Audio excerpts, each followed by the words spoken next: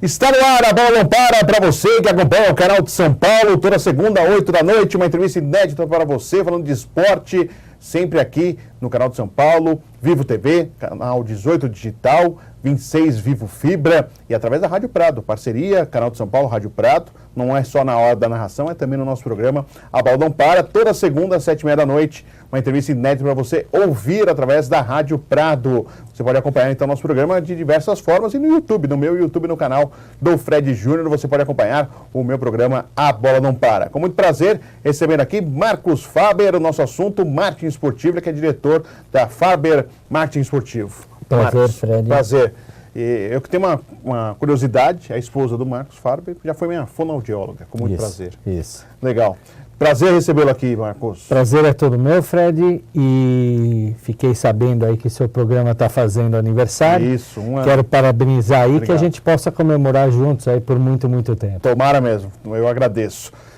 Uma área que cada vez mais está crescendo no esporte, não só no futebol, mas com destaque, é óbvio, no Brasil, no país do futebol, é o marketing esportivo. Ativação de patrocínios, envolvimento em outras áreas, não só voltado a patrocínio de camisa, muito se fala nisso, né? A comemoração dos torcedores agora, quem tem patrocínio de camisa ou não tem, né, Marcos? Eu queria que você falasse um pouquinho dessa importância do marketing esportivo que vem crescendo ainda mais, sendo com profissionais ligados ao ramo, não são aqueles diretores que já trabalharam em alguma agência, não, agora com profissionais contratados, tentando ativar patrocínio, eventos, outras formas para se girar marcas e dinheiro ao mesmo tempo, Marcos. Pois é, Fred, o marketing esportivo vem numa crescente em função de a gente ter tido eventos homéricos, Copa do Mundo, as próprias Olimpíadas, Paralimpíadas e em breve também a nova Copa do Mundo que está chegando aí, os Jogos Olímpicos. Então, são eventos que vão crescendo, que fazem com que as empresas comecem a enxergar o quão importante é investir no esporte. Como você falou, a gente fala de futebol porque o futebol é aquilo que gera paixão, gera retorno financeiro muito grande, mas o marketing esportivo ele cabe em todos os esportes, né? Eu faço trabalhos no basquete, no vôlei, no próprio tênis de mesa aí com o nosso parceiro Hugo Yama, tenho parceiros do Taekwondo, enfim. Então, tudo que envolve o esporte, né? Eu costumo falar que o esporte, Fred, ele envolve muito paixão, né? Que no marketing a gente fala que os 4 P's do marketing, produto, preço, praça e promoção, e no esporte, mais especificamente no futebol, é o P de paixão, né? Então, quando você fala em paixão, não tem limites. Então, a gente costuma fazer esse tipo de trabalho.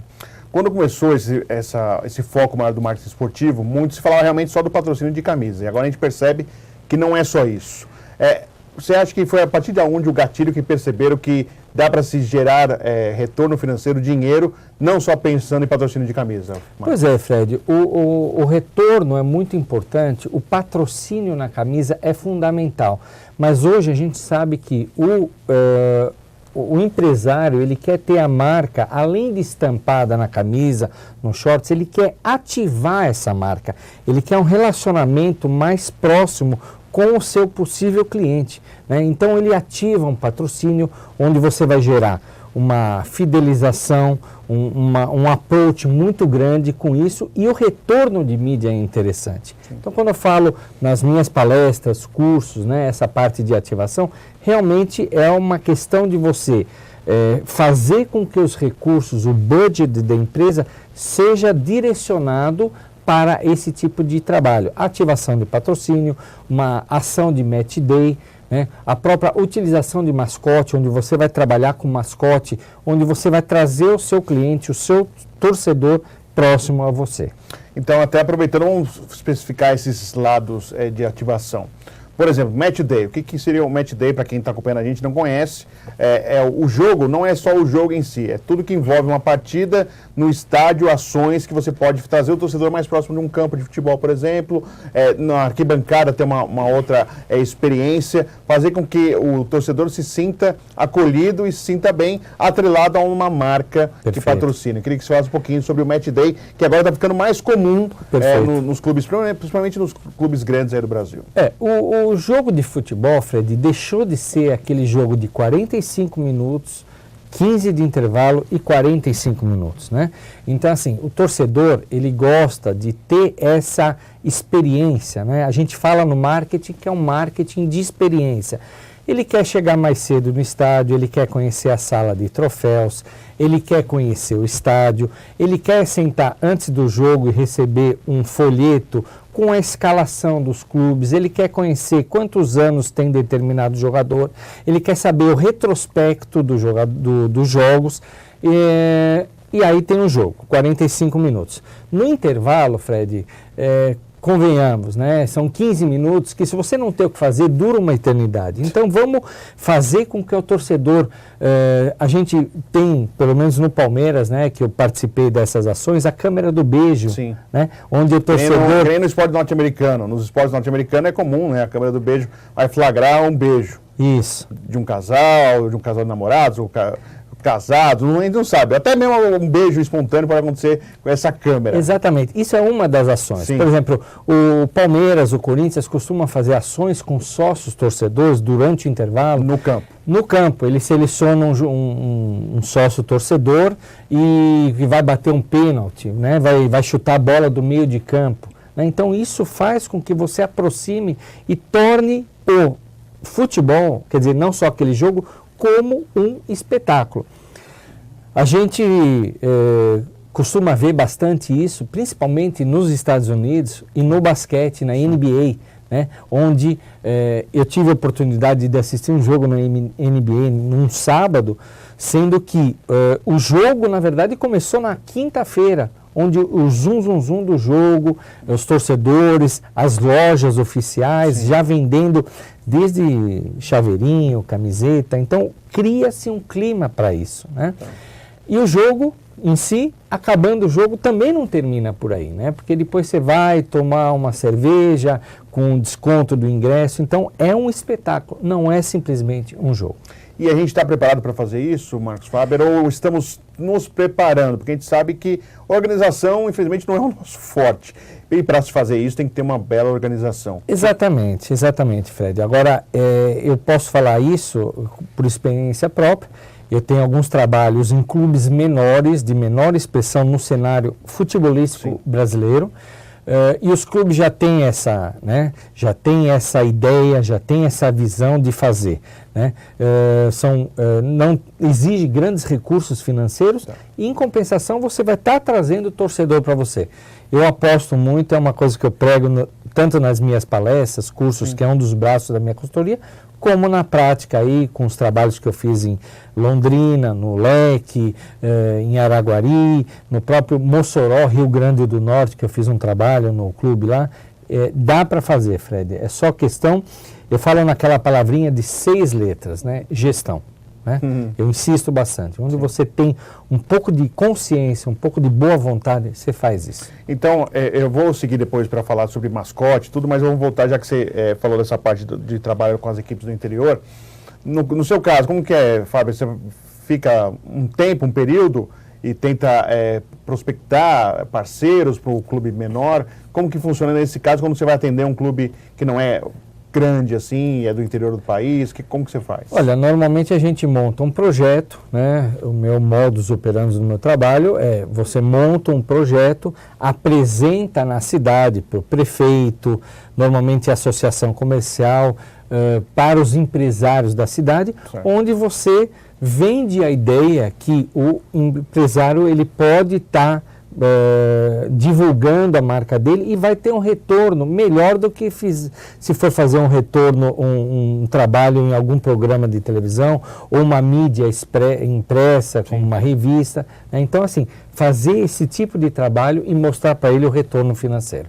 Isso que eu venho fazendo. E aí, o período de quanto tempo? Existe um período, assim? Depende da aceitação. É um trabalho a médio prazo, né, Fred? Não é um trabalho assim que você vai vender essa ideia, justamente porque você tem que mudar a cultura do empresário que está acostumado a usar as mídias tradicionais. E se você mostra para ele que o quão importante é investir no esporte, convencer ele, né, esse é um trabalho que você vai conseguir aos poucos.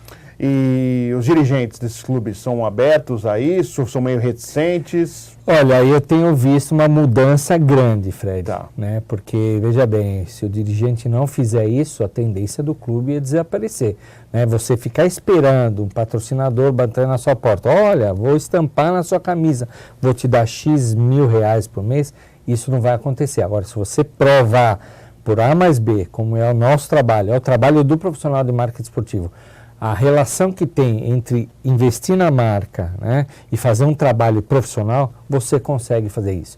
A gente sabe da dificuldade do país, da dificuldade financeira, outras prioridades, mas eu vejo uma luz no final do túnel porque a gente está falando de paixão. Paixão, futebol.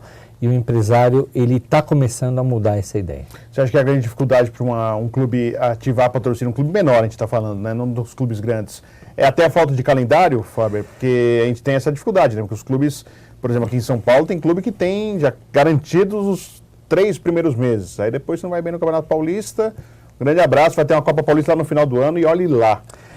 E aí, como que funciona nesse caso? Isso prejudica bastante, né, Fred? Eu fiz um trabalho num clube da Série B também, do Campeonato Paulista, que tinha esse problema do calendário. Então, foi eliminado da competição e teve praticamente 6 meses aí de ociosidade, né? Então, a gente teve que buscar alguns torneios, alguns amistosos fora, tal, mas o aspecto calendário prejudica bastante. E nesse caso dos clubes menores, a principal foco é a camisa ainda? Ou você consegue colocar isso que a gente citou de match day, de mascotes? Dá para se colocar ou eles não estão acostumados? O que interessa mesmo é as empresas estampadas para garantir pelo menos aí um período? Quando a gente chega em reuniões, falar de marketing esportivo, a primeira ideia é, legal, mas eu quero um patrocinador master, eu quero no short, eu quero não sei o quê, mas aí vai o poder de convencimento e, como eu te falei, mostrar o quão importante é investir nas outras prioridades, nas outras propriedades de marketing. Agora a gente vê clubes, né? Se a gente olhar a camisa, tem omoplata, né? Tem até, os caras colocam omoplata, em vez de falar ombro, né? Omoplata, aqui a região da barriga, mais um pouquinho abaixo, aqui, porque a camisa fica fora do calção, costas, tem todas as partes, aí eles tentam colocar patrocínio. Shorts também, parte de baixo, meia já ouvi falar de ativação de patrocínio em meia, que é mais difícil, sim, mas já teve. Poluindo o uniforme.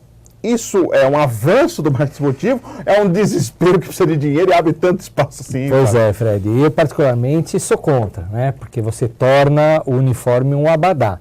Então, eu tenho casos nas minhas apresentações, nas minhas palestras, onde o time entupiu de patrocinadores, né? Justamente buscando dinheiro, né? Mas assim, se você olha uma camisa com N patrocinadores, eu garanto para você que... Você não consegue fixar um... Se você olhar depois de 10 minutos, você não consegue identificar, poxa, que patrocinador que tem aqui, ali e tal. Então, isso é um anti-marketing. Eu sou contra. Também acho. Mas, enfim, os clubes acabam fazendo justamente para ter dinheiro aí, para tentar pagar, pelo menos folha de pagamento, enfim. Mas fica feio.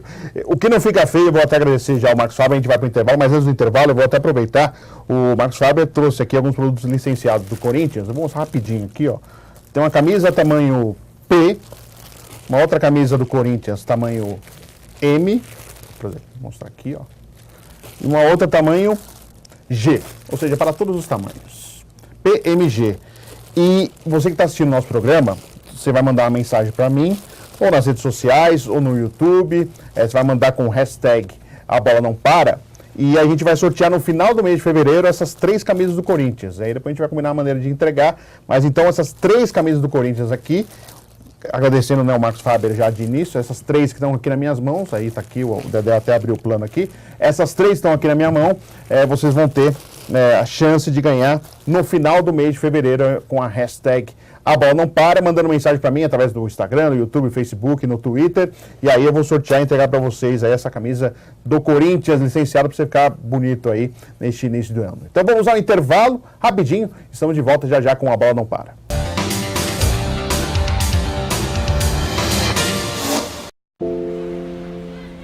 Foi nesse quarto que Pedro viveu nos últimos meses.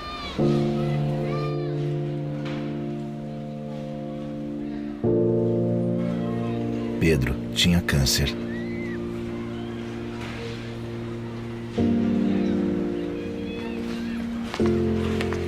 tem mais. Colabore com a Tuca. Há 20 anos, ajudando crianças e adolescentes a voltarem para casa, sem câncer.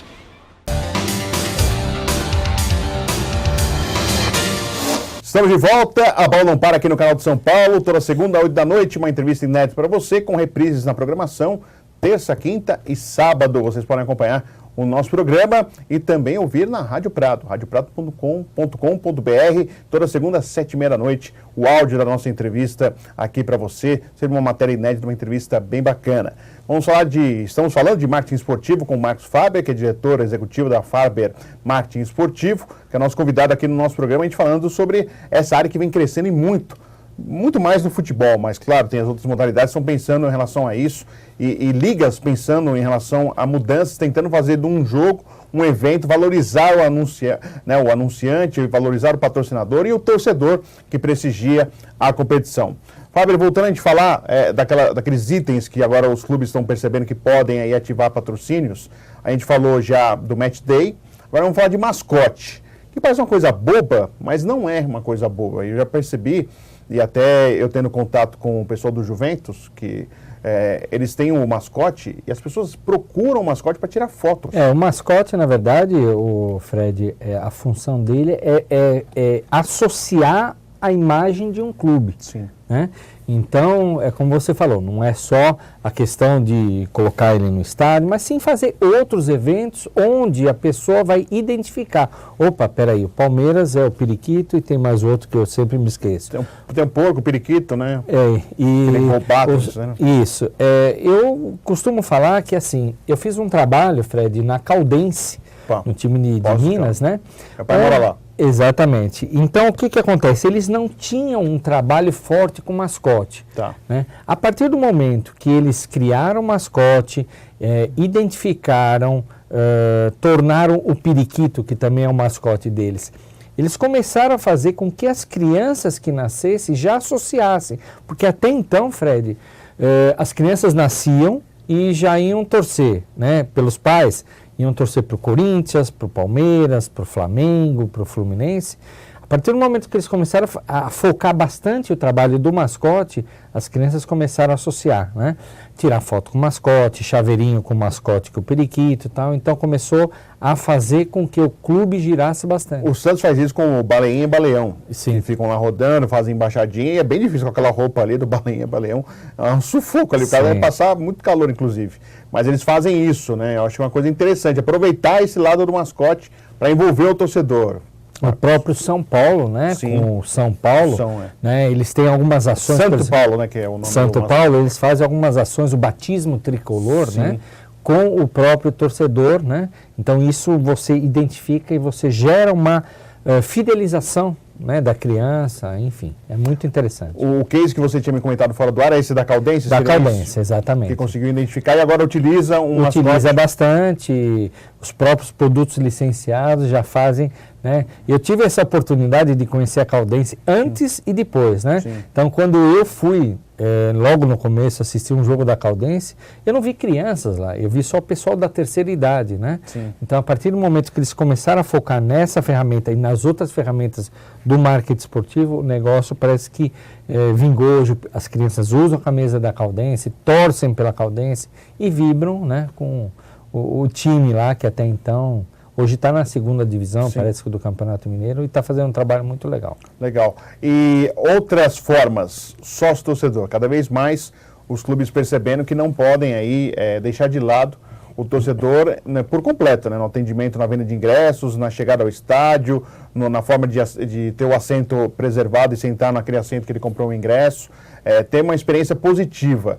E o sócio-torcedor busca não só isso, mas também desconto em lojas, em produtos do clube, em outros parceiros, por exemplo.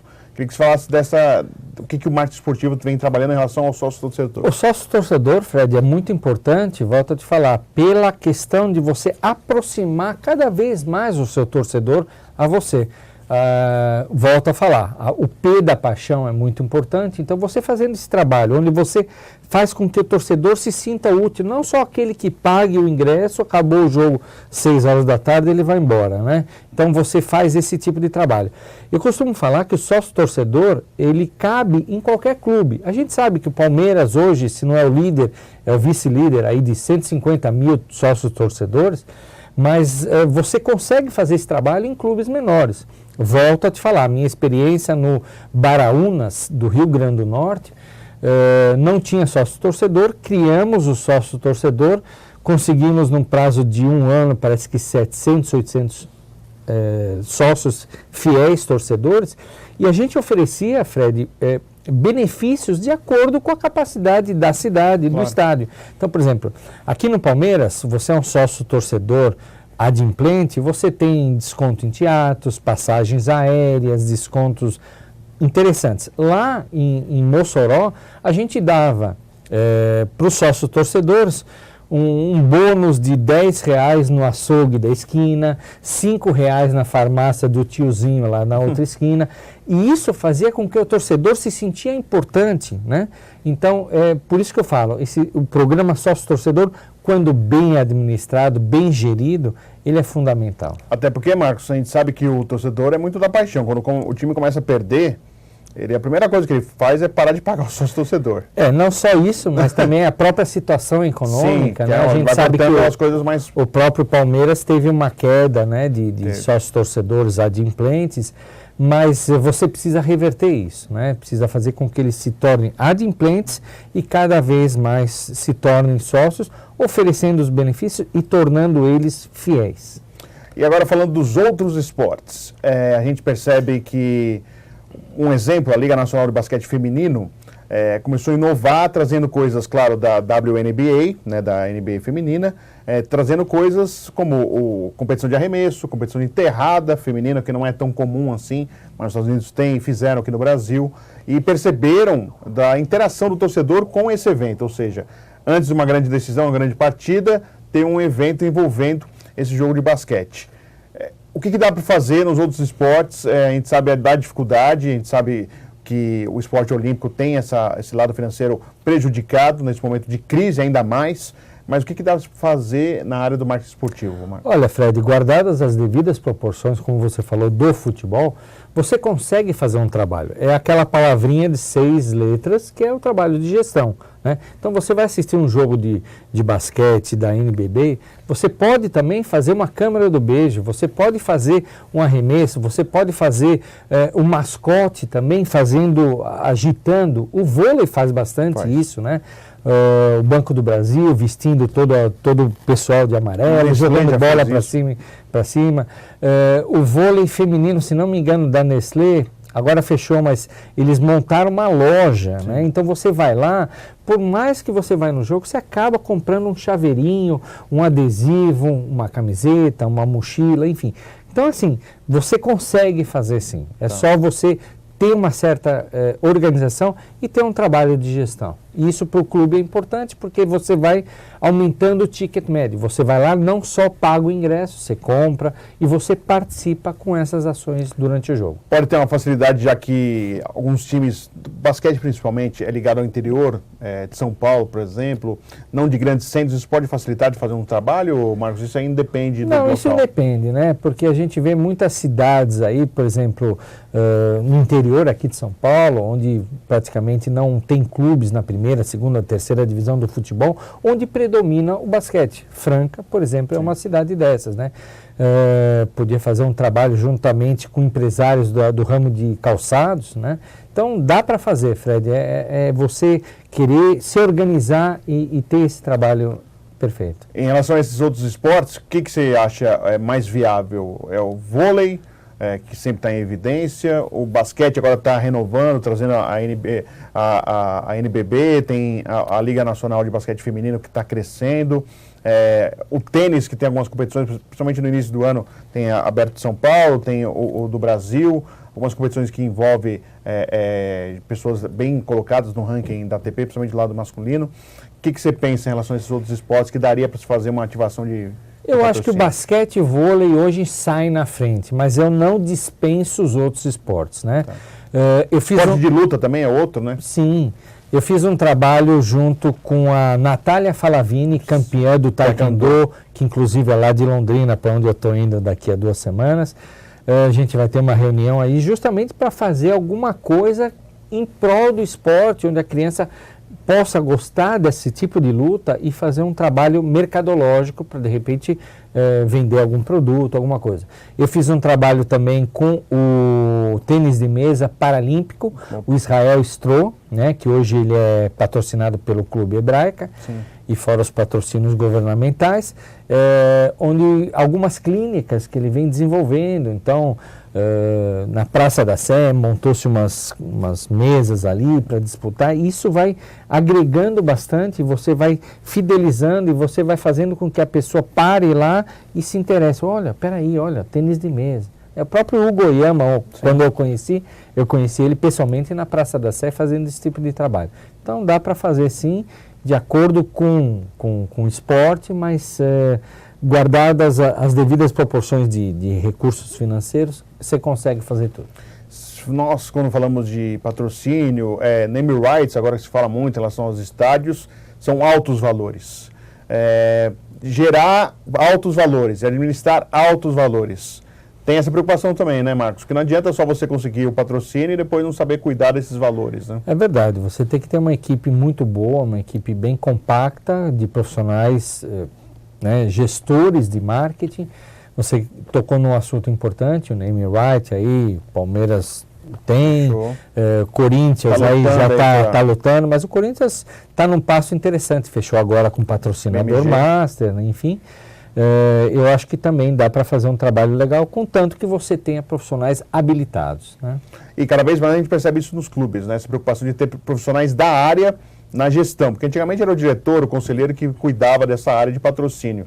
E agora não existe profissionais do ramo mesmo, né, Marcos? Justamente porque a tendência é desaparecer o clube se você coloca amadores lá. Eu conheço um clube, não vou citar agora, mas no interior paulista, que a gente teve uma reunião com o presidente, e o presidente falou assim, olha, muito legal, mas vocês vão conversar com o diretor de marketing, que é meu filho, né? E o filho é segundo anista do curso de administração, do tipo, filho, vai lá e assume o marketing. Sim. Nada contra o cara, mas falta, né, esse tipo de experiência e tal. Então, a tendência é profissionalizar, né? Então, eu sou muito adepto ao clube empresa, sim, onde você tem as funções determinadas e você pode, né, estar fazendo um trabalho profissional, remunerado, e o pessoal vestir a camisa mesmo. E, Marcos, só aproveitando, 2019, qual que é a perspectiva? Porque 2018 foi muito difícil para todo mundo. E na área de patrocínio ainda mais, a gente percebe a Caixa Econômica, por exemplo, agora anunciando já que não vai apoiar mais clubes de futebol, era uma receita interessante para os clubes, mais de 6 clubes eram patrocinados pela Caixa. Como que vocês estão vendo esse 2019? A Caixa estava apoiando em média, acho que 25 clubes no Brasil. Sim, dos grandes eram 6, né? Com um aporte de 125 milhões. Agora os clubes têm que se preparar para isso, mas é aquilo que a gente conversou no começo, deixar de estampar a Caixa e buscar outros patrocinadores para ativar suas marcas em outras propriedades de marketing. Não ficar preso no patrocinador master, seja na frente, no omoplata, enfim. E o que você espera para 2019? Olha, Fred,